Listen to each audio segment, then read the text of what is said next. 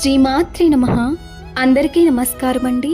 లలితా సహస్రనామంలో 75వ శ్లోకం. విశ్వాధిక వేదవేద్య వింధ్యాచల నివాసిని విధాత్రి వేదజనని విష్ణుమాయా విలాసిని. భావ ప్రపంచమునకు మించినది అనగా అధికురాలు, వేదములు చేత తెలియదగినది, వింధ్యా పర్వత ప్రాంతమున నివాసము గలది, విధానమును చేయునది, వేదములకు తల్లి, విష్ణుమూర్తి యొక్క మాయాస్వరూపిణి, వినోదాత్మక క్రీడాత్మక లక్షణము గలది. ఒక్క క్షణం ఊహించండి. ఎత్తైన పర్వతాల మధ్య ఒక దివ్యశక్తి వెలుగుతోంది.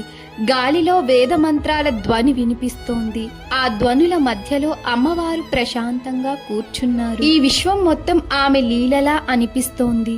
వేదాల జ్ఞానం, ప్రకృతి అందం, సృష్టి రహస్యం అన్నీ ఆమె నుండే ప్రవహిస్తున్నాయి. ఆమె ప్రపంచాన్ని నడిపించే నిశ్శబ్ద శక్తి. నిజమైన జ్ఞానం ప్రకృతిలో, నిశ్శబ్దంలో, దైవానుభూతిలో ఉంది. మనము ప్రకృతిని గౌరవిస్తే దైవాన్ని మరింత దగ్గరగా అనుభవించగలం. లలిత అమ్మవారి కృప మన అందరిపై ఉండాలి. ఆమె మనకు జ్ఞానం, ప్రశాంతత ఇవ్వాలి. శ్రీమాత్